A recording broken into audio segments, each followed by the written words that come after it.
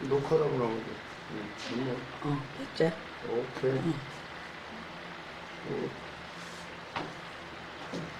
아침부터 거시기하네. 아침부터 이제, 나 저녁만 들어오면 이제 머리통이 아프진다. 왜? 불쌍한. 아니, 나에게 봤을 때는 그렇지. 그렇지. 목을 두 번이나 물고.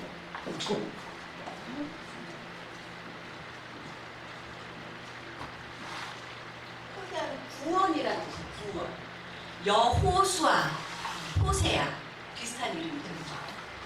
근데 호세아는 이름의 뜻이 이제 구원이라는 뜻이고, 아까 초반에도 말씀드렸지만 고멜과의 결혼 생활로 많이 유명하고, 또 요나 선지자를 제외하고는 북이스라엘에서 유일하게 문서 형태의 기록을 남긴 선지자예요.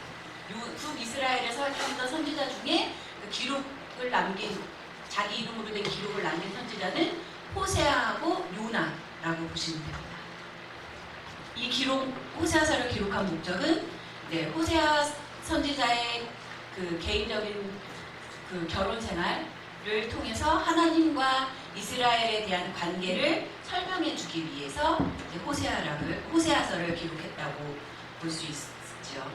그 보면 3번이나 고멜이 자식까지 낳고 3번이나 나가잖아요. 대단한 여자예요. 그럼에도 불구하고 호세아가 다시 고멜을 끝까지 사랑하는 모습을 보여주잖아요. 하나님이 이스라엘을 향한 사람이 이와 같다는 거죠. 이스라엘은 끊임없이 고멜과 같이 행음하고 하나님 여호와 하나님만을 섬겨야 된다고 끊임없이 하나님께서 선지자를 통해서 얘기를 하셨음에도 불구하고 이방신을 끊임없이 섬기잖아요. 더군다나 이제 쭉 뒤에 보시면 이제 신학 주제 부분에 가시면 또 한번 말씀을 드릴 건데, 바알 신을 이제 섬기는 것에서 더 나아가서 그래 좋다, 그럼 하나님 섬길게. 근데 바알 신을 섬겼던 그 제사법대로 여호와 하나님을 섬기는 일을 해버리는 거예요. 오늘 뭐 쉽게 설명을 하면 불교식으로 기독교 예배를 드리는 그런 형태를 보이는 거죠. 엄청 영적으로 이제 혼란한 상황이었던 거죠. 북이스라엘이라는 나라 자체가. 그래서 특징 밑에 보시면 은유적 기법, 말씀드렸던 호세아의 결혼 생활을 통해서 여호와 하나님과 이스라엘과의 관계를 표현한 것이 유명하고, 우리 그 호세아서 1장 2절 한번 읽어보겠습니다.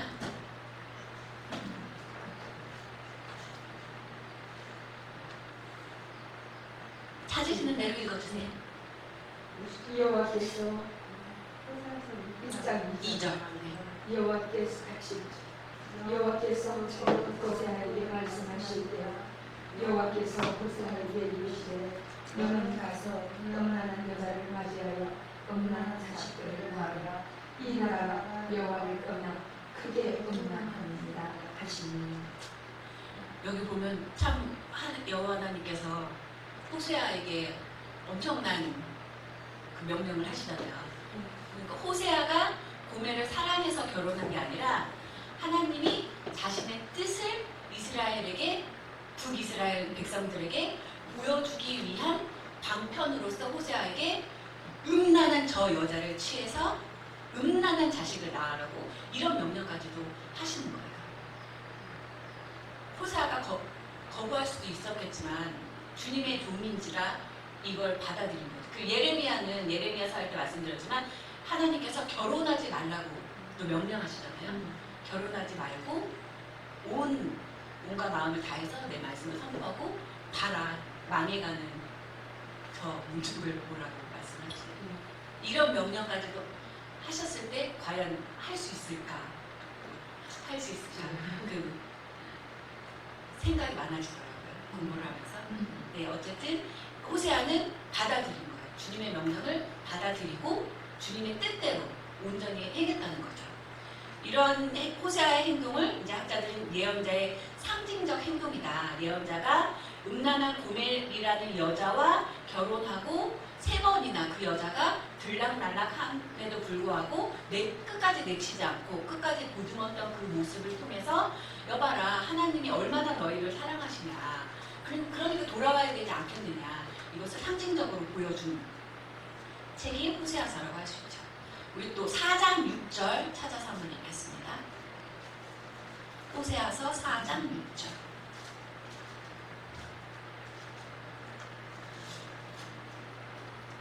내 백성은 지식이 없으므로 망한다. 내가 지식을 들었으니 나도 너를 보여 내 제사장을 내지 못하게 할 것이요 내가 내 하나님의 법을 부쉈으니 나도 내 자녀를 부숴버리리라. 아멘. 호세아서의 두 번째 특징은 지식을 강조하고 있다는 거죠. 근데 본 하나님이 보시니까 이렇게 모세부터 시작해서 10계명부터 시작해서 제사 율례부터 시작해서 끊임없이 가르쳐주는데도 불구하고 결론은 여호와를 아는 지식이 없어서 얘네가 자꾸 헛된 길로 가고 잘못된 길로 가는구나. 끊임없이 공부를 하라는 거죠. 말씀을 상고하고 하나님은 누구신가? 하나님이 나에게 원하시는 바가 무엇인가? 어떤 것이 하나님의 뜻이고 어떻게 행해야 하나님의 뜻대로 사는 것인가를 끊임없이 탐구를 하라는 거예요. 그냥 믿고 아멘 이렇게 끝이 아니라 끊임없이 그러니까 소성시켜야 된다고 자기 신앙을 그러기를 원하신다는 거잖아요. 그래서 여기에 나타난 우리가 이렇게 배우는 것 자체도 하나님을 더 알기 원하는 그 하나님에 대한 지식을 배우려고 오는 거잖아요. 그렇죠? 끊임없이 배워야 되는 거예요. 끊임없이 배우고 상고하고. 내용 호세아서의 구조는 쭉 보시면 심판과 너희들 이렇게 너무 잘못된 행동을 하고 있어. 그래서 돌이키지 않으면 심판할 거야 라고 하시지만 꼭 마지막에는 회복의 약속. 돌아오기만 하면 회개하기만 하면 회복시켜 주시겠다는 약속을 꼭 하세요. 하나님께서 돌아와야 되겠죠. 잘못된 길로 간 사람들은. 자, 여기 또 호세아서에 나타나는 신학 주제는 초반에도 말씀을 드렸지만 종교적인 부패가 엄청 심했다는 거예요. 여로보암 2세 때 군사력이 막강해지고 경제적으로도 풍성해지고 너무너무 잘 살게 되니까 더 좋은 나에게 즐거움을 주는 쾌락이 없을까 쫓다가 이방 나라들의 그 신을 들여와서 그것도 유행이라고 들여와서 섬기고 어떻게 하면 더 즐거울 수 있을까 하는 행태들이 많이 벌어졌다는 거죠. 그래서 아까도 말씀드렸다시피 여호와를 섬겨라 올바로 섬겨야 돼 하니까 섬길게 하고는 이방 바알 신을 섬기던 그 풍습 그대로 그 신의 이름에다가만 바알 신이시여 하던 거를 여호와 하나님이시여 하고 그대로 문란한 제사를 하나님께 드리는 이런 망령된 행동까지도 서슴없이 했다는 거죠. 그럼에도 불구하고 우리 11장 8절에서 9절 읽겠습니다. 그럼에도 불구하고 하나님도 그냥 죄 짓고 자꾸 돌아오라고 하는데도 말을 안 들으면 그냥 쓸어버리시면 속이 편하실 것 같은데 그럼에도 불구하고 11장 8절부터 9절 같이 읽겠습니다. 그 신들과 부어 만든 우상들과 은과 금과 11장 호세아서 11장 에브라임이요. 에브라임이요.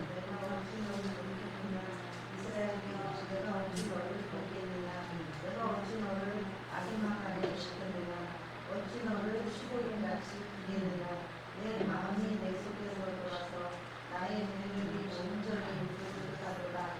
내가 나의 멸절한 진노를 말하지 아니하며 내가 다시는 에브라임을 멸하지 아니하니 이는 내가 사람이 아니요 하나님이라. 나는 내 가운데 거하는 거룩한 자니 진노하고 내게 하지 아니하리라. 아멘. 저는 사람이니까 속 편하게 쓸어버리시지 하잖아요. 근데 말씀하신 나는 사람이 아닌지라 끝까지 참고 돌아오기만 하면 받아주시겠다고 약속을 하시잖아요. 그런데도 안 돌아오잖아요. 그렇죠? 그래서 망한 거예요. 그렇죠? 그게 참 어려운 것 같아요. 자, 그리고 호세아서에서는 이제 예언서에서 이제 공통적으로 나타나는 메시아 대한 이야기가 또 나타나죠.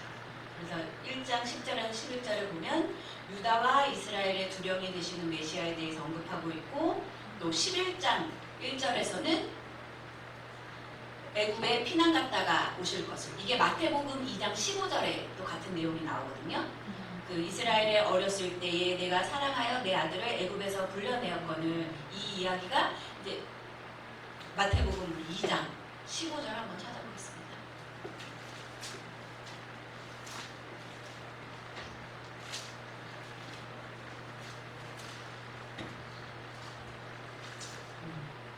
음. 14절부터 같이 읽으세요. 13절부터 읽겠습니다. 저희가 떠난 후에 주의 사자가 요셉에게 현몽하여 가로되 헤롯이 아기를 찾아 죽이려 하니 일어나 아기와 그의 모친을 데리고 애굽으로 피하여 내가 내게 이르기까지 거기 있으라 하시니 요셉이 일어나서 밤에 아기와 그의 모친을 데리고 애굽으로 떠나가 헤롯이 죽기까지 거기 있었으니 이는 주께서 선지자로 말씀하신 바 애굽에서 내 아들을 불렀다 함을 이루려 하심이니라. 이 내용이 나오고, 또 예수 그리스도께서 사망과 음부를 정복한 메시아다라는 내용이 호세아서에서는 13장 14절, 고린도전서에서는 1장 4절부터 32절까지 1절까지 나오고 있습니다. 자, 그리고 우리 요엘서 넘어가겠습니다. 주제 구절 읽을게요. 여호와의 말씀에 너희는 이제라도 금식하며 울며 애통하고 마음을 다하여 내게로 돌아오라 하셨나니. 아멘. 여기서도 나오죠. 돌아오라 제발.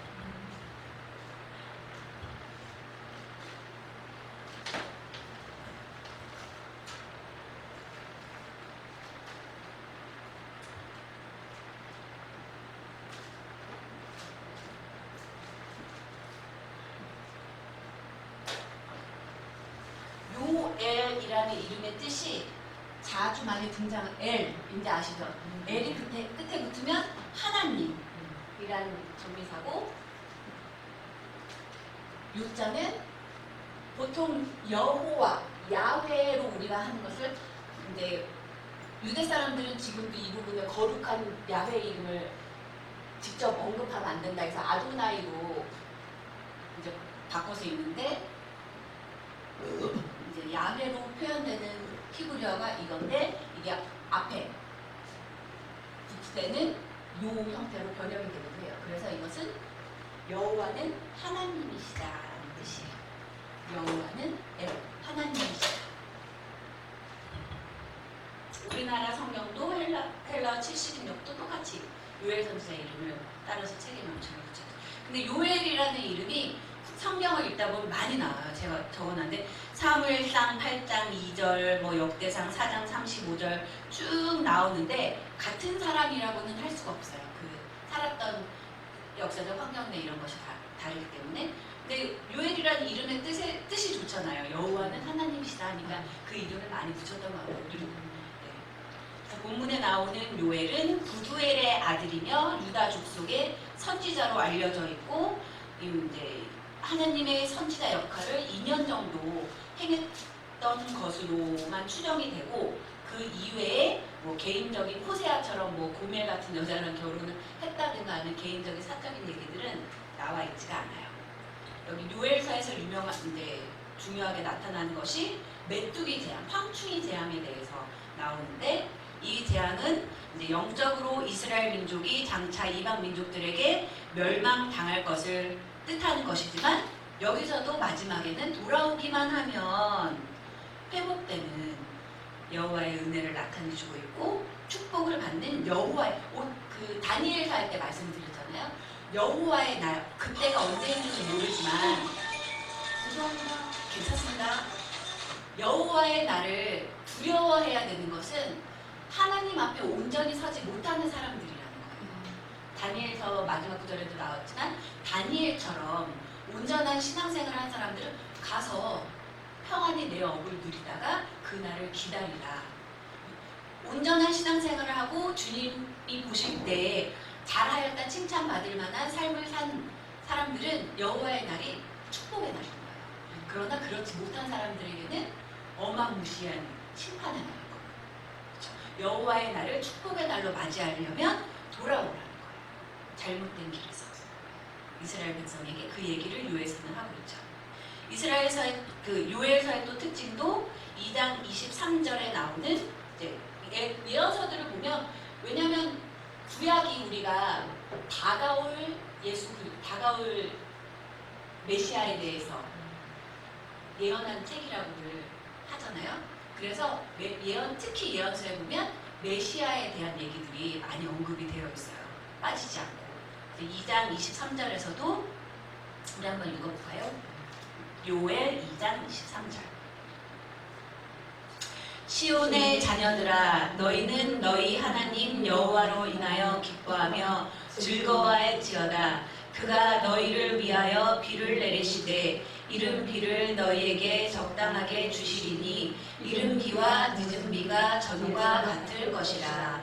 아멘. 여기서 말하는 시온의 자녀들라는 메시아가 통치하는 나라에 들어가고 있는 그 자녀들을 얘기를 하는 거죠. 또 중요한 것이 2장 28절부터 32절까지 보면 성령 강림에 대한 약속이 나타나요. 우리 이거 읽기 전에 사도행전 2장 1절 한번 찾아보겠습니다. 사도행전 2장 1절.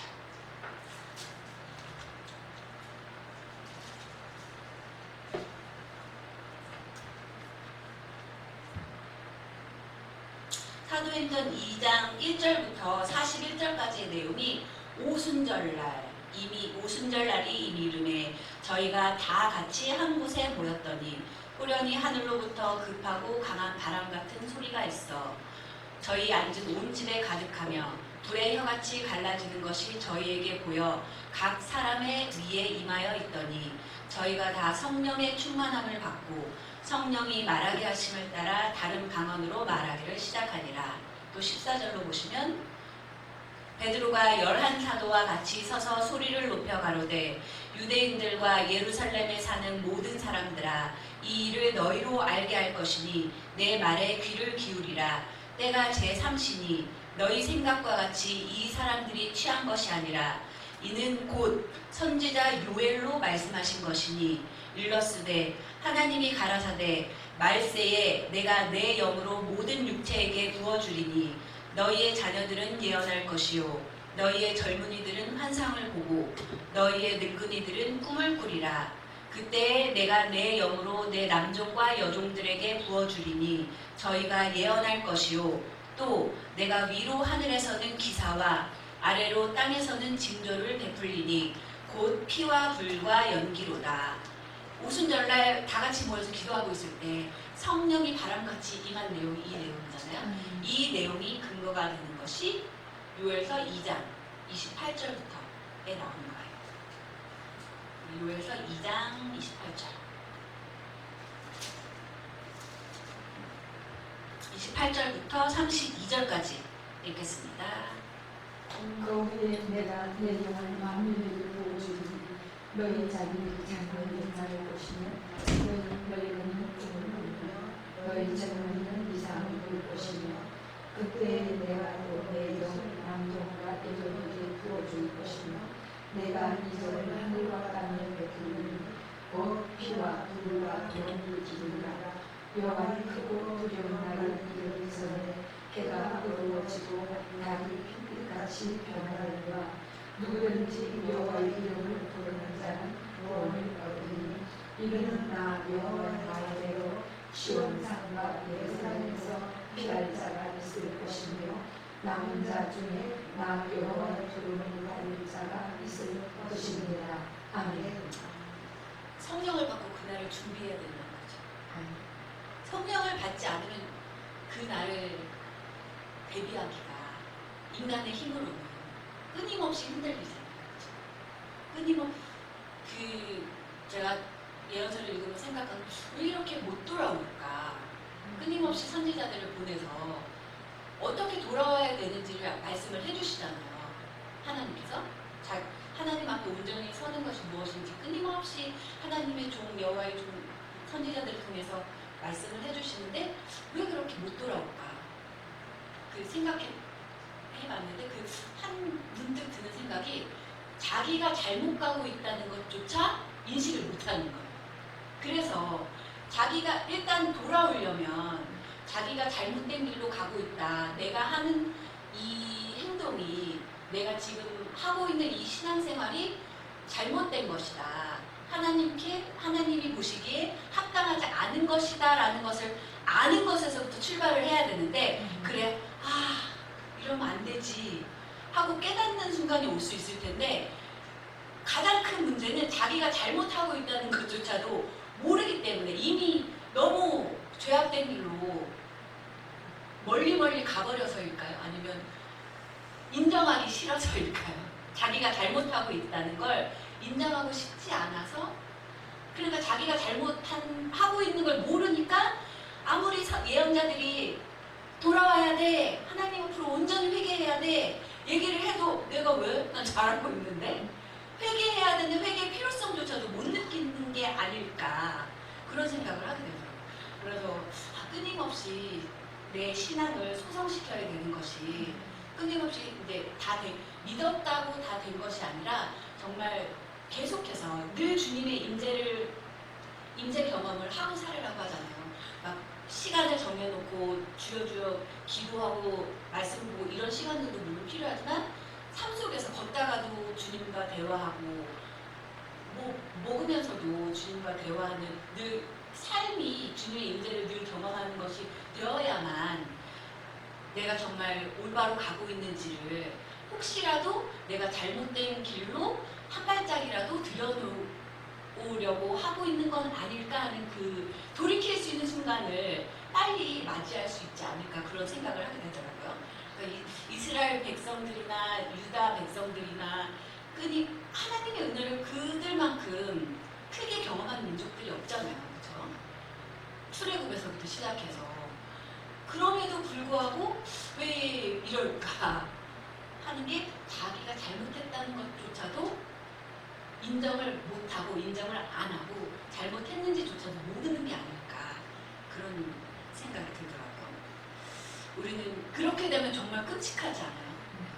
정말 아무리 선지자를 통해서 돌이켜라 하나님 앞에 온전한 예배를 드려라 하나님께 회개해라 라고 주님의 종들을 통해서 끊임없이 얘기를 해도 그걸 알아듣지를 못하면 회복할 수 있는 기회를 스스로 차버리는 거죠. 그렇죠? 잘못된 길로는 갈 수 있지만 죄를 지을 수는 있지만 좋으신 하나님이 항상 돌이킬 수 있는 기회를 주시는데 그 기회조차도 알아듣지를 못해서 하나님을 아는 지식이 없어서 내가 잘못 살고 있다는 것조차도 알지 못해서 문득 누가 떠오르는데 그래서 돌이킬 수 있는 기회조차도 놓쳐버리면 누구를 탓해야 되는 거죠?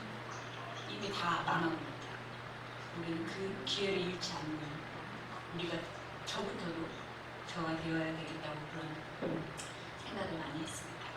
자, 아모스서로 넘어가겠습니다. 아모스서 주제 구절 읽겠습니다. 오직 공법을 물같이 정의를 하수같이 흘릴지로다. 아멘. 아모스 선지는 그 예언서 대요할 때 말씀을 드렸는데 최초의 문서 예언자라고 학자들이 평가를 해요. 근데 주전 8세기 예언자인데 아모스가 제일 먼저 자기 이름으로 된 예언서를 남겼다라고 학자들이 평가를 하거든요. 아모스라는 이름의 뜻이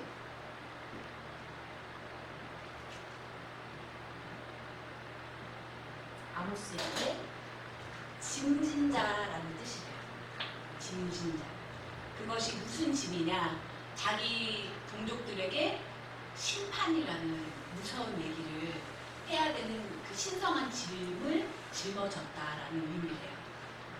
그쵸? 누가 듣기 좋은 소리 여러 번 해도 듣기 싫어하는데 망할 거야! 그렇게 살다가는 너희들이 멸망할 거야. 이런 얘기를 하는데 누가 좋아하겠어요? 그러니까 예레미야는 같은 이방 민족에게 고난을 당한 게 아니라 같은 동료들에게 고난을 당하잖아요. 잘못된 예언을 한다. 부동이 갇히기도 하고 채찍을 맞기도 하고 참 살아간다는 것이 결코 쉬운 일이 아닌 것 같아요. 그렇죠? 쉬운 꽃길이면 가기가 쉬울까요? 꽃길이 아닌 것은 분명한 것 같아요. 자, 아모스는 예루살렘 남방, 유다 또 특이한 게 남유다 왕국 출신인데 북이스라엘에 가서 너희들 잘못했어. 하나님께 온전히 회개하고 돌아와야 돼. 하고 남을 이제 쉽게 얘기하면 우리나라 사람이 북한에 가가지고 너희들 잘못했어. 하나님이 심판하실 거야. 그렇게 살면 하고 예언을 한 거나 마찬가지인 거예요. 그러니까 얼마나 무거운 짐이겠어요. 내 나라 내 민족에게 주의 말씀을 전해도 듣지 않고 핍박하는 한국에 적대 관계에 있는 거나 마찬가지인 북이스라엘 왕국에 가서 너희들 주님이 곧 심판하신다. 올바로 살아라. 얘기하는 게 얼마나 무서운 일입니까? 그런데도 아모스는 했다는 거죠. 북이스라엘의 죄악을 책망하도록 임명된 특수한 선지자였다. 어떤 그 죄악인고 하니 한 번 말씀을 드렸던 적이 있던 것 같은데 남유다에 있는 예루살렘이 있죠. 하나님이 택하신 하나님이 거하실 곳, 거룩한 성전이 있죠. 근데 북이스라엘과 남유다로 갈리면서 솔로몬 사후에 북이스라엘에는 성전이 없어요. 하나님이 택하신. 그러니까 나라는 갈라졌는데 북이스라엘에 살고 있는 사람들이 자꾸 예루살렘 성전에 와서 희생제물도 드리고 속죄제도 드리고 하는 거예요. 그러니까 이제 통치자들 입장에 봐서는 자꾸 세금이 새나가네. 그렇게 생각할 수도 있죠. 자꾸 왕래가 있다 보면 자꾸 내려가다 보면 남유다로 백성들이 더 내려갈 수도 있는 거고 하니까 안 되겠다. 우리 지역에 예배를 드릴 성전을 만들어야 되겠다 하고 인간의 생각으로 베델과 세겜에서 예배를 드리게 하죠. 결국 하나님이 택하신 것은 예루살렘 성전뿐이었는데 그것 자체가 죄라는 거죠. 인간적인 생각으로 예배드릴 처소를 마련을 한 거예요. 하나님께 묻지도 않고. 물었으면 참 좋았을 텐데, 그죠? 얼마나 친절하신 하나님이신데 하나님, 우리 백성이 예배드릴 곳이 없어 유다로 자꾸 내려갑니다. 저희에게도 예배드릴 처소를 마련해 주십시오 하고 간구했으면 기도했으면 안 해주시지 않았을 텐데 그렇게 할 생각은 안 하고 인간적인 생각으로 예전에 우리 사사들 시대 때 세겜에서도 모여서 집합회의를 하기도 하고 베델은 또 하나님의 집이라는 뜻도 있고 그런 의미가 또 다윗이 사울의 눈을 피해서 이제 도망쳤을 때 거했던 곳이기도 하니까 이쯤이면 괜찮을 것 같아. 인간적인 생각으로 정한 성전이라는 거죠. 그게 죄라는 거예요. 그게 온전히 하나님을 섬기기 위한 성전이 아니라는 거죠. 아모스는 그래서 그런 죄악들을 너희들이 정한 성전이지 하나님이 정한 성전이 아니야. 무서운 숭배나 마찬가지야. 라고 심판을 선포를 했다는 거죠. 그래서 아모스서의 기록 목적을 보시면 쭉 보시면 그럼에도 불구하고 그냥 망한다라고 끝나지는 않아요. 예언서들은. 아모스서도 마찬가지로 돌아오면 근데 돌아오지 않으면 이런 재앙들을 주실 거라는 내용이 5가지 환상을 통해서 보여주시죠. 그 내용분의 4번 내용분에 보시면 아모스서 7장부터 9장 10절에 보시면 황충이 재앙, 소멸하는 불, 하나님의 달이 묵줄, 익은 과일 환상, 제단 곁에 서 계신 하나님의 환상, 이런 환상들을 통해서 돌아와야 되는 당위성을 설명을 하고 돌아오기만 하면 어떤 축복을 받을 것인지에 대해서도 9장 11절부터 15절의 말씀을 통해서 아모스가 얘기를 하고 있죠.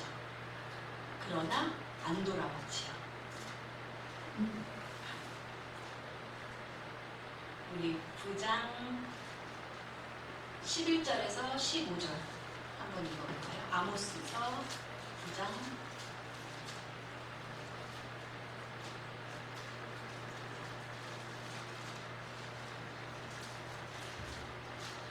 11절에서 15절 찾으신 대로 읽어주세요. 그날에 내가 다윗의 무너진 장막을 일으키고 그것들을 강화하며 그 허물진 것을 일으켜서 옛적과 같이 세우고 그들이 내동을 남은 자가 내 이름으로 내동을 만들고 기업으로 대하리라. 이 일을 행하시는 여호와의 말씀이니라. 여호와의 말씀이라. 보라 날이 이를지라. 그때에 하종하는 자가 혹시 추수하는 자의 뒤를 비우며 포도를 닦는 자가 씨 뿌리는 자의 뒤를 비우며 산들은 나는 포도주를 흘리며 작은 산들은 너구리나라. 내가 내 백성 이스라엘을 사로잡힌 것을 돌이키니 그들이 한평생으로는 조절하고 거주하며 포도물을 가보고 그 포도주를 마시며 가왕들을 만들고 그 연가를 먹으라.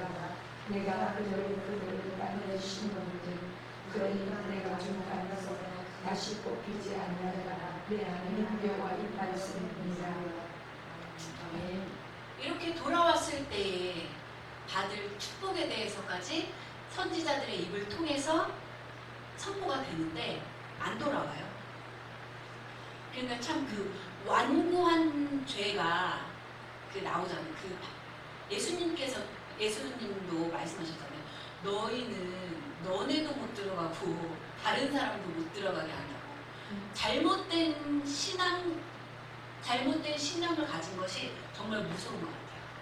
돌이킬 수 있는 기회조차, 자기가 돌이킬 수 있는, 회개할 수 있는, 회복할 수 있는 그 기회를 버렸다는 것조차도 모르는 거 아니에요? 그쵸? 참 안타깝죠. 자, 우리 오바댜서로 넘어가겠습니다. 오바댜서는 딱 한 장으로만 되어 있어요. 주제구절도 따로 있는데 이름이 참 중요해요. 오바댜서는 이름이.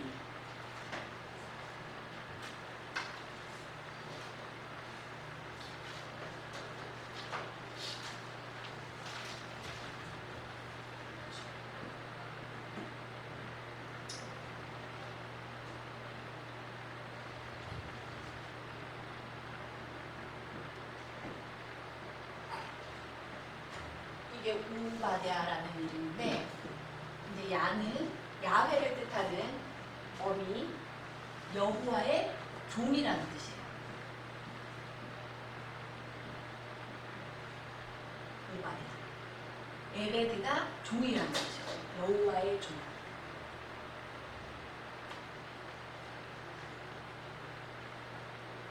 또 그 요엘하고 마찬가지로 오바댜라는 이름을 가진 사람들이 성경에 많이 등장을 해요.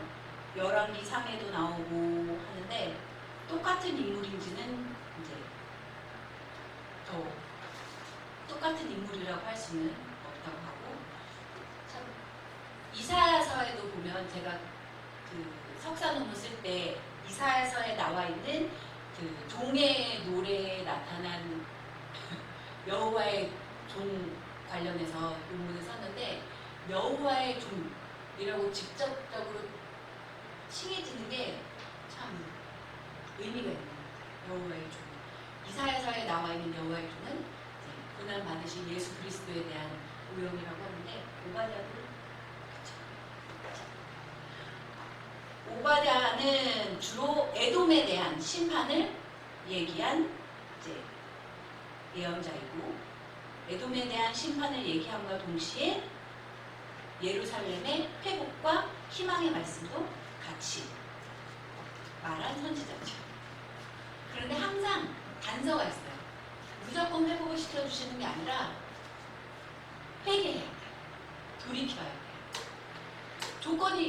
이건 조건이라고도 할 수 없는 거죠. 그냥 죄악된 길로 가지 않고 하나님이 가르쳐준 대로만 올바로 신앙생활하고 살면 회개할 이유도 없죠. 회개할 필요도 없고 제대로 잘 살고 있는데, 근데 회개해야 되는 이유가 내가 잘 살고 있지 못하기 때문에 회개하기를 하나님이 원하시는 거예요. 예언서에 끊임없이 나오는 게 하나님이 거룩하시기 때문에 나를 섬기는 나의 백성이라고 칭함을 받기를 원하는 너희들도 거룩해야 된다는 거죠. 그렇죠? 우리가 하나님을 주로 섬기지 않는다면 별 상관이 없는 이야기예요. 하나님이 여호와 하나님이 나의 창조주 되심도 모르는 사람들한테는 이건 별개의 얘기고, 우리가 적어도 하나님을 내 구주로, 예수 그리스도가 내 죄 때문에 돌아가셨다라는 것을 믿고 시인하고 그 뜻에 따라 살기를 원하는 기독교인으로 살기로 결심을 한 사람들이라면 올바로 신앙생활을 하고 혹시라도 잘못된 길로 발을 들여놨다면 깨달아서 돌아와야 된다는 거죠. 그래서 거룩해져야 된다는 거죠.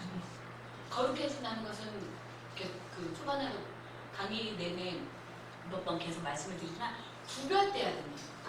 안 믿는 자들과 구별된 삶을 살아야 거룩한 하나님을 온전히 섬길 수 있는 자격이 있다는 거죠. 그래서 하나님께서는 회개하기만 하면 축복을 주시는데 가장 좋은 베스트는 회개할 일을 안 만드는 거고, 그러나 우리는 인간인지라 회개할 일을 하루에도 수없이 만들죠. 그러면 그것을 내가 제일 중요한 게 잘못했다는 걸 아는 게 중요한 것 같아요. 잘못했다는 것조차도 모르면 회개도 못하니까. 내가 무엇을 잘못했는지 늘 묵상하고 그래서 욥처럼까지는 못하더라도 욥은 굳이 부식간에 지은 자기 죄뿐만이 아니라 자기 자식들이 모르고 지은 죄가 혹시라도 있을까봐 그거에 대한 속죄제까지도 드린 사람이잖아요. 그렇게까지는 못하더라도 늘 주님께 묻는 신앙생활을 하면서 내 신앙을 올바로 점검을 하면서 살아야 되지 않을까, 이런 생각을 이번 올해 강의를 하면서 많이 깨닫게 되는 거예요.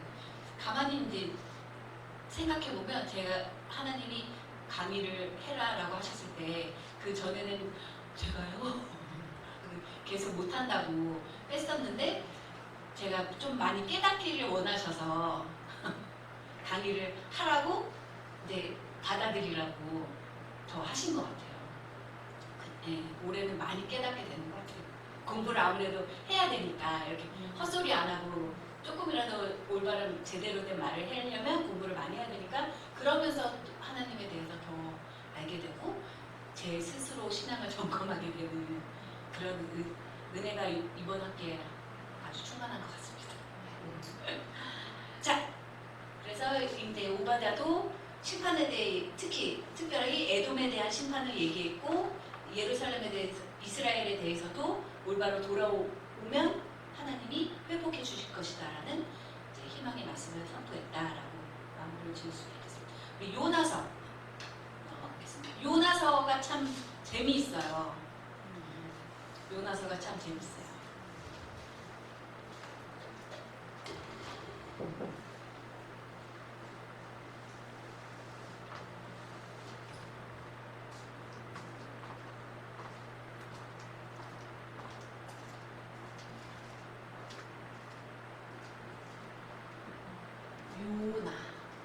요나인데 비둘기라는 뜻이에요. 비둘기가 보면 예전에 우편 카톡 이런 거 없을 때 비둘기 발목에다가 이렇게 종이쪽지 같은 거 묶어서 소식을 전하기도 했잖아요. 그런 의미가 좀 있지 않을까. 요나를 통해서 니느웨에게 하나님의 말씀을 회개하라 하는 하나님의 말씀을 전하게 하시잖아요. 근데 재밌는 것이 그 요나서를 보시면 다 아시겠지만 안 가죠. 이전에 다른 예언자들은 주님이 가서 선포해 하면, 예를 들면 결혼도 하지 마 하니까 결혼도 안 하고 온전히 하나님 말씀을 선포를 하고, 호세아는 음란한 저 고멜과 결혼해서 너의 결혼 생활을 통해 가지고 음란한 이 이스라엘 백성의 죄악을 선포해라 라고 하셨는데 예스 하잖아요 다들. 근데 요나는 예스를 안 해요. 니느웨로 가서 니느웨 백성들에게 돌이키라고 선포를 해라 하니까 제가 왜요 하고 도망가잖아요. 참 독특한 선지자인 것 같은데, 이 말씀을 읽으면서도 참 좋으신 하나님이시다. 그러니까 우리 하나님이 우리 인간을 로봇으로 만들지 않으셨다는 거예요. 자유의지를 주신 거죠. 선택할 수 있는 선택권을 주신 거예요. 로봇으로 만드셨으면 요나가 감히 니느웨로 가라고 했는데 딴 길로 셀 생각조차도 못했겠죠. 로봇이니까 프로그래밍 된 대로만 움직여야 되니까. 근데 그런 하나님이 아니시라는 거예요. 항상 선택할 수 있는 기회를 주시고 올바른 길로 갈 수 있도록 가르침을 주시는 하나님이시라는 거죠. 그래서 요나서의 목적은 하나님의 사랑은 너희들 이스라엘에게만 국한된 것이 아니라 온 세계를 향한 것이라는 것을 알리기 위해서 쓰여진 것이다라고 해요. 그러니까 창세기를 보면 하나님이 온 이스라엘 백성만 창조하신 것이 아니라 온 천지만물 모든 것을 다 창조하셨다고 나오잖아요. 그걸 믿는다면 니느웨 백성이라고 할지라도 아수르의 그 큰 도시가 니느웨잖아요. 그들이라고 할지라도 하나님이 창조하신 백성들이잖아요. 그러면 가서 회복할 수 있는, 회개할 수 있는 기회를 주는 것이 맞는데 이제 요나같이 이스라엘 백성들은 우리만 선택된 백성이야 라는 사상이 젖어 있어서 젖어 있는 것이 이제 요나 이야기를 통해서 깨닫게 해주시는 거죠. 너네만이 아니라 다 하나님이 창조하시고 다 하나님이 사랑하시는 창조물이라는 것을 요나서를 통해서 알게 하신다는 거죠. 그리고 특별히 모든 예언서들이 회개의 중요성에 대해서 강조를 하고 있지만 요나서는 특별히 회개의 중요성에 대해서 강조를 하고 있다고 할 수 있습니다. 왜냐하면 이스라엘 백성의 회개뿐만이 아니라 이스라엘을 괴롭히는 적이죠. 적. 뭐 오늘날로 말하면 우리랑 좀 대조해서 말하면 꼭 들어맞지는 않겠지만 일제시대 때 일본 도쿄에 가서 우리 탄압받고 있는데 일제시대 때 도쿄에 가서 도쿄 사람들에게 돌아와야 돼 하나님께 안 그러면 회복 너희들 징벌받을 거야 이렇게 전화를 하는 거예요. 그러면 우리나라 백성들 입장에 저거 친일파 우리나라 백성에게도 욕을 먹고 그 사람들한테 가서도 저거 조센징이 와가지고 헛소리하는 이런 결코 환영받을 일은 아니라는 거잖아요.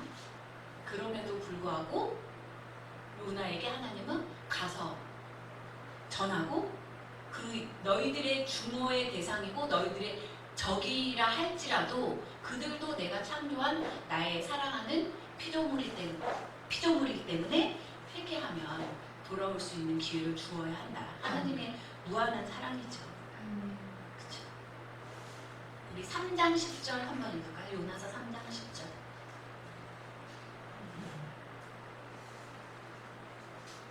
하나님 네, 3장 10절. 그들이 하는 없고 그 악한 일에서 돌이켜 떠나는 것을 보시고 하나님을 돌이키사 그들에게 내리라 말씀하시되 내리지 아니하시리라. 회개하면 재앙도 안 내리신다는 거예요. 재밌어요. 4절 바로 밑에 보시면 4장 1절에 요나가 심히 싫어하고 노하여 참 인간적인 것 같아요. 우리랑 성격이 참 비슷한 것 같아요. 가라고 하니까 왜요? 제가 왜 아수르 막 씹어먹어도 그냥 시원찮은 아수르 니느웨 백성들에게 가서 그들이 구원받을 수 있는 기회를 왜 줍니까? 하고 도망쳤다가 물고기 뱃속에 또 갈게요 하고 가서 막상 또 구원받는 걸 보니까 배알이 꼬이는 거죠. 빨리 좀 무너뜨려야 되는데 으아 하고 하나님께 화내잖아요. 참 인간적인. 또 밑에도 보면 하나님한테 성내는 이야기도 나와요. 4장 1절부터 한번 쭉 읽어볼게요. 요나가 심히 싫어하고 노하여 여호와께 기도하여 가로되 여호와여 내가 고국에 있을 때에 이러하겠다고 말씀하지 아니하였나이까. 그러므로 내가 빨리 다시스로 도망하였사오니 주께서는 은혜로우시며 자유로우시며 노하기를 더디하시며 인애가 크시사 뜻을 돌이켜 재앙을 내리지 아니하시는 하나님이신 줄을 내가 알았음이니이다. 여호와여 원컨대 이제 내 생명을 취하소서.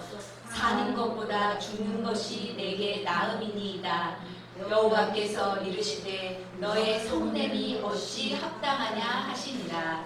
요나가 성에서 나가서 그 성 동편에 앉되 거기서 자기를 위하여 초막을 짓고 그 그늘 아래 앉아서 성읍이 어떻게 되는 것을 보려 하니라. 하나님 여호와께서 박넝쿨을 준비하사 요나 위에 가리우게 하셨으니 이는 그 머리를 위하여 그늘이 지게 하며 그 괴로움을 면케하려 하심이었더라.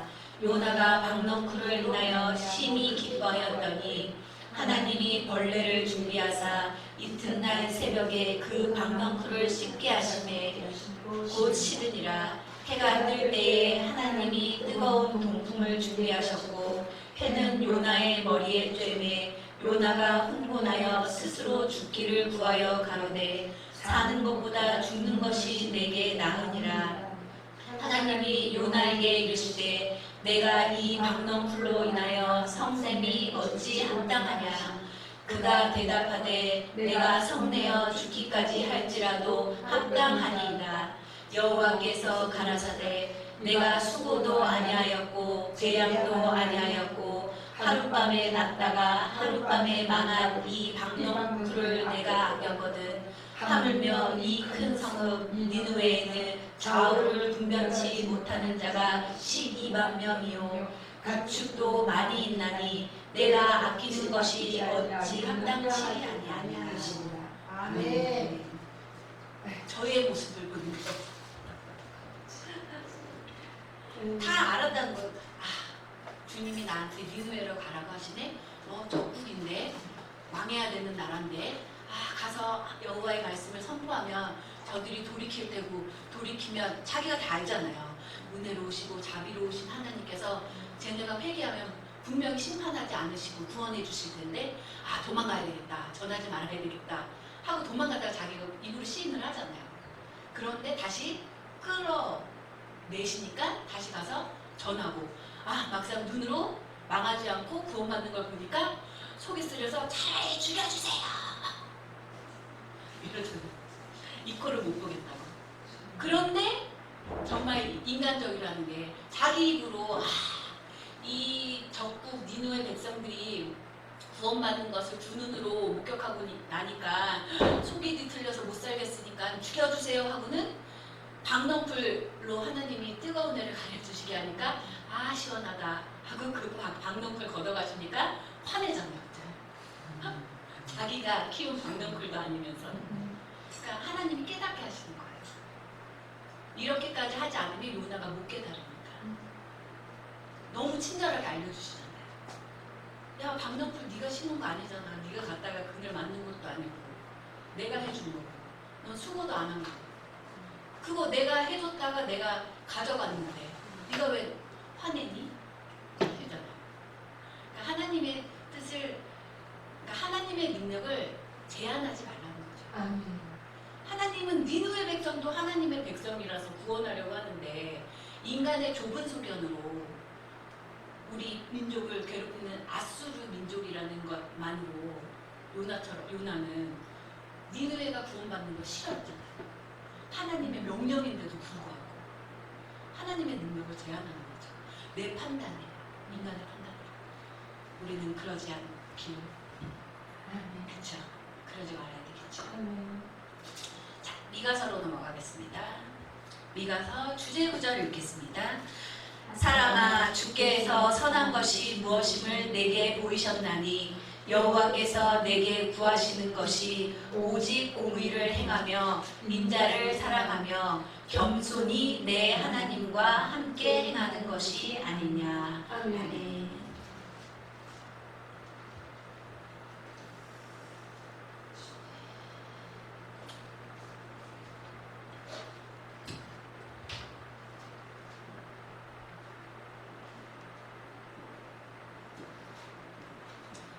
미카라는 이름이 이게 히브리어로 미는 누구라는 뜻이에요. 후. 카는 그러니까 뭐뭐와 같다 라는 의미고 이 밑에 헤이스는 야, 여호와를 뜻하는 야의 축약형이라고 보시면 돼요.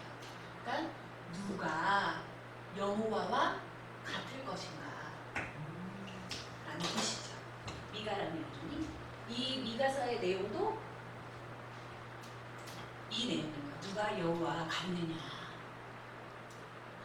미가는 모레셋 사람으로 남유다에서 선포 활동을 한 선지자라고 나오고, 또 이사야하고 비슷한 시기에 예언 활동을 했던 선지자예요. 근데 차이가, 이사야는 왕궁과 가까이 왕에게 여호와의 말씀을 전하는 데 주력했던 이제 선지자라고 한다면, 미가는 이제 서민적인 지방의 서민적인 예언자였다라고 학자들이 얘기를 하고 있습니다. 기록 목적은 다른 예언서들의 기록 목적과 마찬가지로 유다에 임박한 심판을 선포하기 위해, 유다의 종교적 부패를 책망하기 위해, 유다의 사회적 불의를 책망하기 위해서 이 미가서를 기록했다고 합니다. 근데 특징적인 것이, 내용 분해를 보시면 아시지만 심판의 말씀이 나오면 바로 희망의 말씀이 나오고, 그 다음에 또 심판의 말씀이 나오고, 그 다음에 희망의 말씀이 나오는 이제 교차되는 구조를 미가서는 보여주고 있어요. 그 교차되는 구조를 이제 염두에 두시면서 이제 말씀 읽으시면 더 이해가 되시겠죠. 이제 미가가 이사야하고는 다르게 이제 서민적인 선지자라고 평가를 받는 이유가, 도시 사람들을 보니까, 우리 지금도 그렇잖아요. 도시 사람들이 지방 사람들보다 잘 사는 사람들이 더 많잖아요. 도시에 재벌들 다 모여 있고. 미가가 보니까 유다 같은 큰 예루살렘, 큰 도시에 사는 사람들은, 큰 도시에 사는 그 큰 부자들은 너무 잘 사는데 서민들은 너무 못 사는 거예요. 가만히 보니까 사회적으로 공의롭지가 못한 거예요. 하나님의 백성이라고 하면 유다 사람들이 사는 꼴을 보아하니, 잘 사는 사람은 더 잘 살려고, 마치 99마리 양 있는 사람이 100마리 채우기 위해서 한 마리 양 있는 사람들 거 뺏는 것처럼 그렇게 살고 있다는 거예요. 가난한 사람들 더 옥죄어가지고 더 잘 살려고 하는 데만 몰입하고 있고, 가난한 사람들을 돕기 위한 것에는 전혀 관심을 두지를 않는다는 거죠. 미가가 봤을 때. 그러면 안 된다고 선포를 하는 거예요. 너희들 하나님을 섬기는 하나님의 백성이라면서, 하나님의 백성이 왜 너의 동족, 너의 이웃을 돌아보지를 않고 네 배만 불리고 너만 기름지게 잘 살려고 하느냐. 이걸 사회 정의에 대해서 물음을 던지는 거예요. 하나님은 그런 분이 아니라는 거죠. 그래서 사회적으로 그 불의한, 부정의한, 불합리한 사회 모습을 계속 끌고 나간다면, 고치지 않고 계속 끌고 나가면 성전까지도 하나님이 심판하실 것이다 라고 얘기를 해요. 3장 12절 한번 읽어보겠습니다. 미가서 3장 12절.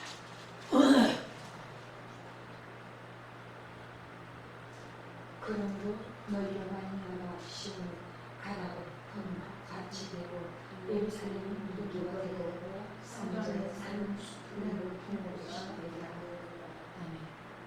너희들이 이런 부자는 더 잘 사는 데만 급급하고 가난한 이웃을 돌아보지를 않고, 십계명에서 나오잖아요. 그 왕정이 되기 전에는 그 모세가 이제 인도할 때, 여호수아가 인도할 때는 이런 문제가 없었던 거죠.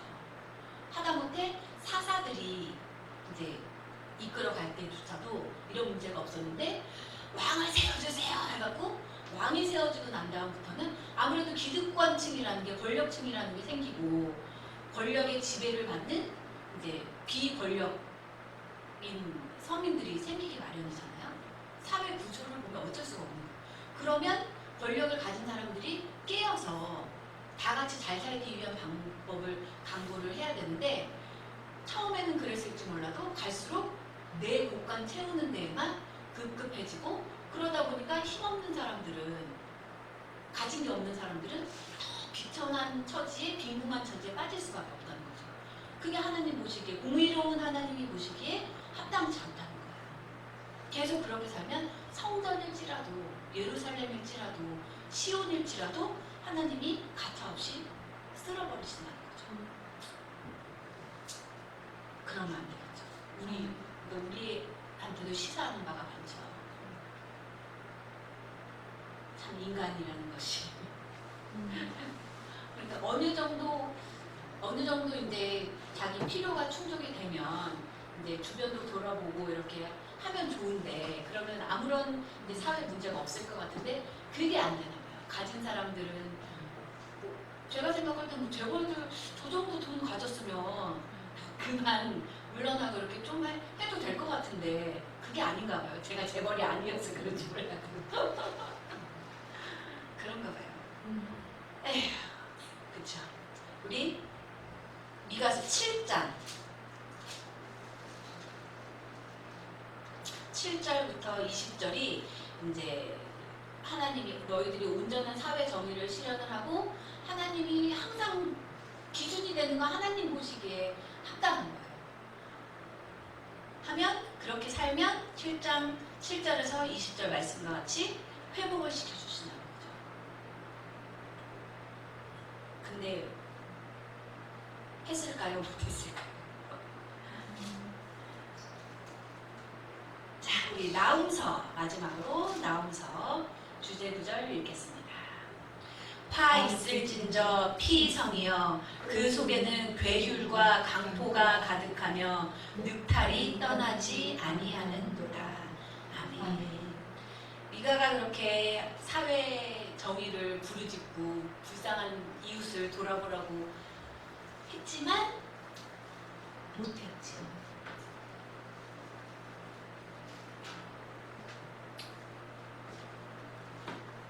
그래서 그 말 있잖아요. 가난은 나라도 구제 못한다고.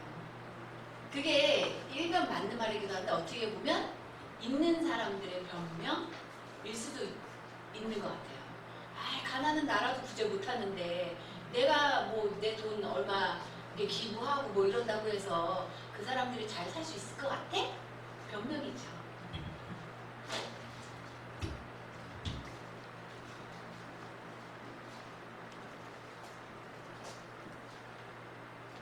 나훔이란 말은 동정연민이라는 거죠.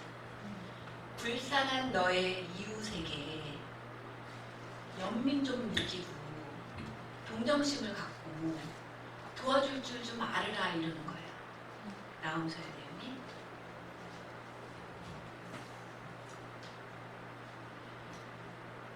엘고스 사람이라고 이제 나훔 1장 1절에 보면 니느웨에 대한 중앙 경고 곧 엘고스 사람 나훔의 묵시의 글이니라 라고 하는데, 엘고스는 갈릴리 땅에 있는 한 지역이라고 해요.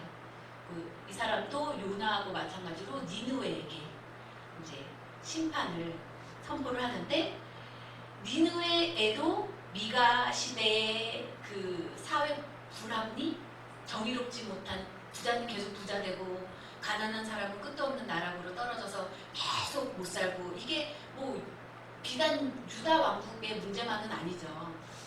오늘날의 전 세계적인 문제인 것처럼 니느웨도 이런 문제들이 있으니까 그렇게 살지 말아라. 니느웨 너희들 백성, 너희들도 부자는 계속 부자로 살고 가난한 사람들을 좀 돌아봐라. 가난한 나라도 구제를 못할지라도 하라는 거야. 할 수 있는 여건이 되면 하라는 거예요.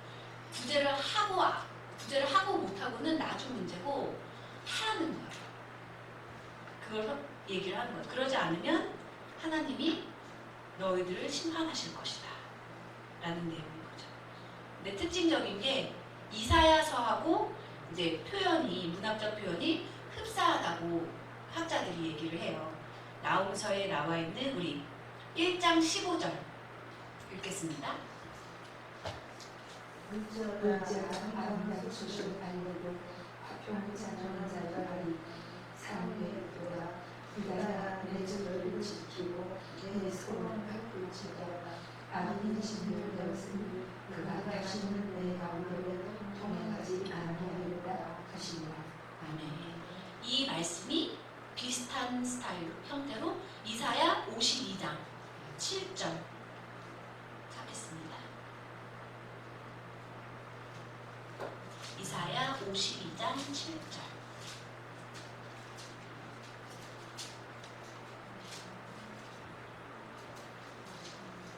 52장 7절.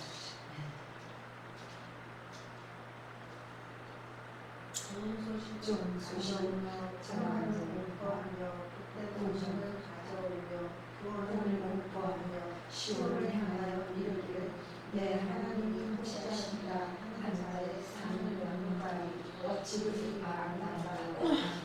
비슷한 표현이죠. 그리고 하나 이제 이사야서랑 이제 나홈서랑 같이 보면 비슷한 표현들이 많이 나와서 유사하다고, 이제 유사한 표현들이 많이 나온다 이렇게 학자들이 얘기를 하고 있습니다. 그리고 특히 서론 부분이 되는 1장 2절부터 8절까지는 그 예레미야 애가서 할 때 말씀드렸던 알파벳의 형태가 나와요.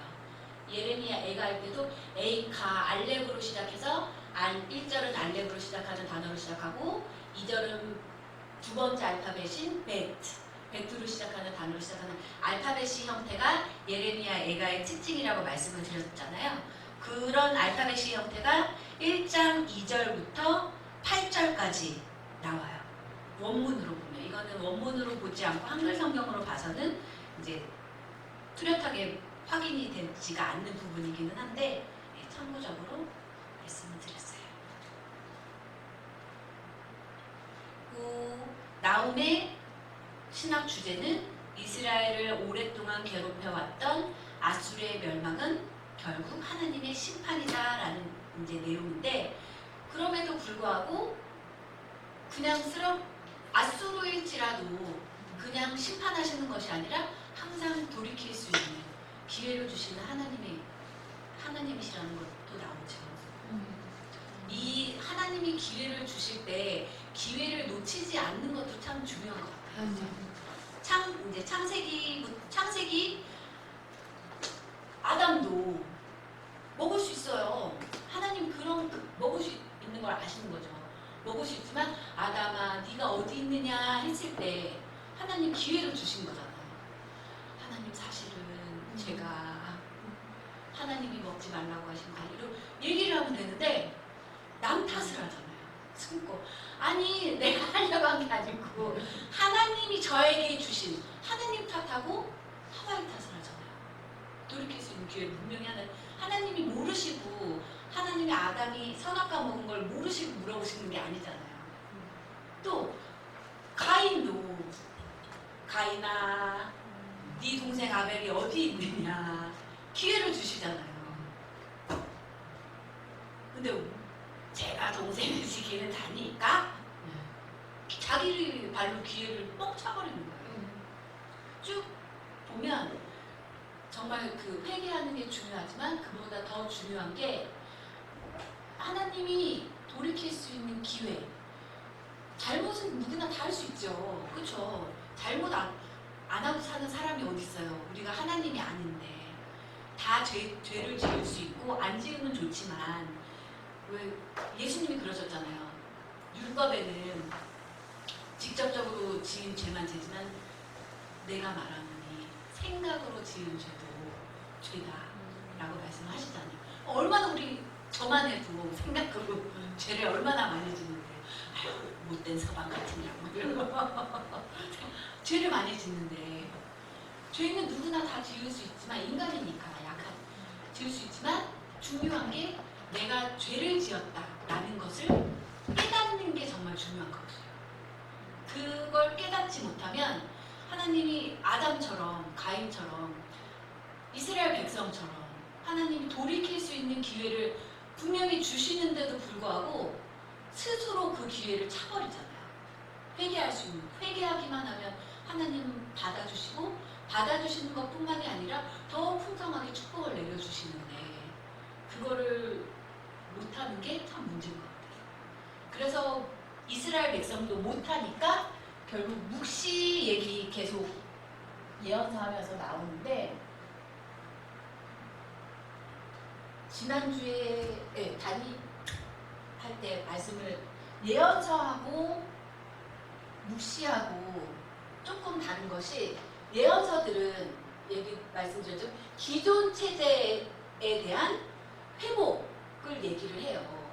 뭐 예를 들면 유다 왕국에 대해서 심판을 선포하기는 하지만 너희들이 하나님께 온전한 예배를 드리고 사회 정의를 실천을 하고 하나님의 백성처럼 거룩한 제사를 드리고 삶도 거룩하게 살면 유다 왕국이 주변 뭐 아수르의 침입, 바벨론도 쳐들어오려고 하고 그런 위협을 받지만 유다 왕국을 견고히 서게 해주실 거야 라고 하는 기존 체제의 회복이에요.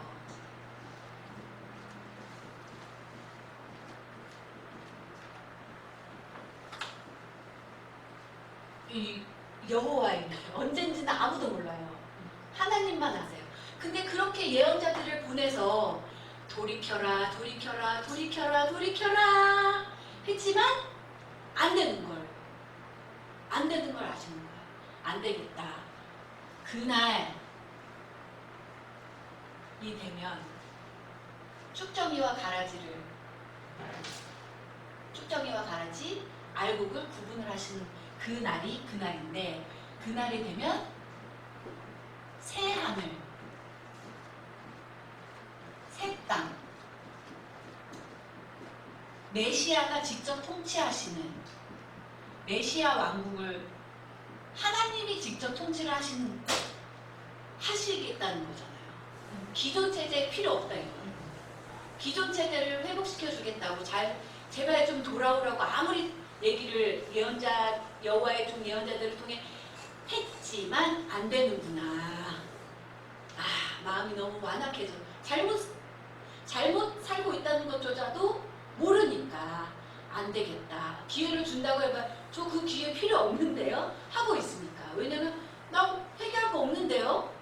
나 열심히 신앙생활 잘하고 있는데 왜? 내가 회개할 게 뭐가 있어? 이런 식이니까 안 되겠구나. 하나님이 직접 이전 체제는 필요 없고 직접 통치하시는 메시아 왕국을 얘기를 하시잖아요. 그래서 예언서들에 보면 메시아 왕국 새로운 체제에 대한 얘기가 조금씩 나오다가 이제 에스겔서에도 이런 완전히 새로운 체제, 인간이 이전에는 전혀 경험해보지 못한, 그러니까 우리는 알 수 없는 그게 새하늘이라는 게, 새 땅이라는 게, 메시아 왕국이라는 게 도대체 뭘까? 상상조차도 할 수 없다는 거예요. 그러니까 지금 그거에 대해서 알고 있다고 떠드는 사람들은 다 가짜인 거죠. 자기들이 하나님만 알고 계시는데 인간이 경험해보지 못하고 알지도 못하고 하는 걸 어떻게 알아요? 자기네들은 인간이 아니에요? 새하늘 새땅 메시아 왕국에 대해서 알고 있다고 떠드는 사람들이니까 조심해야 되는 거예요. 그러니까 하나님밖에 모르시는 거예요. 그거 알고 있다고 떠드는 사람들은 이제 자기가 하나님. 아무튼 그래서 얼마나 하나님은 끊임없이 기회를 주시는 분이심에도 불구하고 이스라엘의 역사를 통해서만 봐도 하나님 어찌 해서든지 이렇게 보듬어서 회복시켜 주시려고 하시지만 인간 스스로가 차버리니까 안 되겠다. 그날 알곡과 가라지를 구분해서 알곡만 남은 자들만 내 왕국에서 내가 직접 통치하는 메시아 왕국의 평안을 누리게 하겠다라고 말씀을 하시는 거죠. 묵시에서. 그래서 다니엘서 할 때도 말씀을 드렸지만 한참 종말론이 한참 기승을 부릴 때 우리나라에서 슈거팀 뭐 이렇게 기승을 부릴 때 저 어렸을 때 저 초등학교 때 한참 심했던 것 같아요. 그리고 막 666 관련한 뭐 영화 같은 것들도 막 한참 막 유행을 하고 그랬었는데 막 되게 두려움을 주는 내용들이 많더라고요. 그런데 말씀하시잖아요. 다니엘서 한번 찾아볼까요? 다니엘서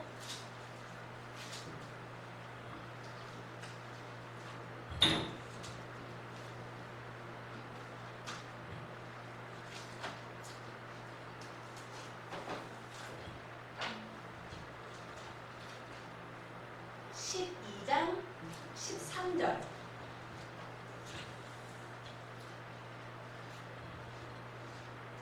읽겠습니다. 찾으셨으면 너는 가서 마지막을 기다리라. 내가 평안히 쉬다가 날에는 내 몫을 누릴 것입니다. 아멘. 정말 내가 온전히 신앙생활을 했다면 그 날은 두려운 날이 아니라는 거예요. 아멘. 그 날은 두려워해야 되는 날이 아니고 지금처럼 온전한 신앙생활 하고 하면서 평안히 쉬다가 그 날 하나님의 왕국에 들어가서 네 업을 누릴 수 있을 거니까 얼마나 그 날이 좋은 날이에요. 아멘. 근데 두렵다는 그 날이 두렵다는 것은 이제 내 마음에 깨름직한 게 있는 거죠. 내가 온전한 신앙생활을 하지 못하고 있어서. 근데 그 깨름직함을 느끼는 것조차도 복인 거예요. 아멘. 그죠?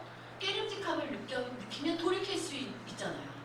근데 더 큰 문제는 안타까운 것은 그 깨름직함조차도 느끼지 못해서 떳떳하게 난 해결가 없어?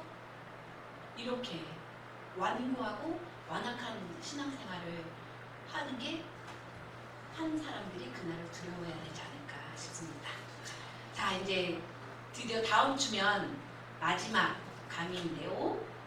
제가 과제를 2가지를 내드렸는데 집사님 모르셔가지고 하루 빠지셨을 때 그때 내드린 거예요. 시편 119편 필사하는 게 필사인데 수기로 컴퓨터를 치시지 말고 그냥 형식 구애 없이 시편 119편을 쭉 여기가 왜 이제 써보시라고 말씀을 드린 이유가 시편 119편이 성경론이라고 할 정도로 성경에 대해서 잘 얘기하고 표현하고 있는 곳이어서 그렇고 또 한 과제는 이제 제가 4강할 때 4강의할 때 말씀을 드렸던 건데 3단계 그 혹시 집사님 4강 강의록을 갖고 계세요? 4강이 없으시면 제가 네, 4강에 보시면 그 창세기 3장 타락 이야기, 이제 4장 가인과 아벨 이야기, 6장에서 9장 노아와 홍수 이야기, 또 바벨탑 이야기 중에 하나를 골라서 다 쓰시는 게 아니라 이야기 중에 하나를 골라서 1번 타락 이야기 중에 인간의 범죄는 무엇을 얘기하고 있는지 그 구절을 찾아서 쓰시고 2번 인간의 이런 범죄에 대해서 하나님이 어떤 징벌을 내리셨는지 쓰시고 3번 징벌을 내리신 다음에 어떻게 또 은혜를 내려주셨는지에 대해서 그냥 어렵게 생각하지 마시고 만약 뭐 창세기 3장 아담과 하와의 타락 이야기를 쓰신다 그러면 3장에 나타나 있는 아 이게 죄구나 하면 그 죄라고 생각되는 구절을 쓰시고 하나님이 내리신 징벌이다 라고 생각되는 구절을 쓰시고 하나님이 내려주신 은총이구나 은혜구나 생각되는 구절을 쓰시면 돼요. 그것을 뭐 다음 주까지 해주셔도 되고 아니 2학기 개강하기 전에 내주셔도 되고 빨리 내시는 게 좋아요. 네. 그래서 다음 주 강의까지 또 열심히 아니요. 다 내셨는데 이제 집사님 그때 이사하시고 하시느라고 못 들으셔가지고 제출을 못 하셔서 다시 한번 말씀드렸습니다. 오늘도 부족한 강의 끝까지 잘 들어주셔서 감사합니다. 다음 주에 뵙겠습니다. 주일날 뵙겠습니다.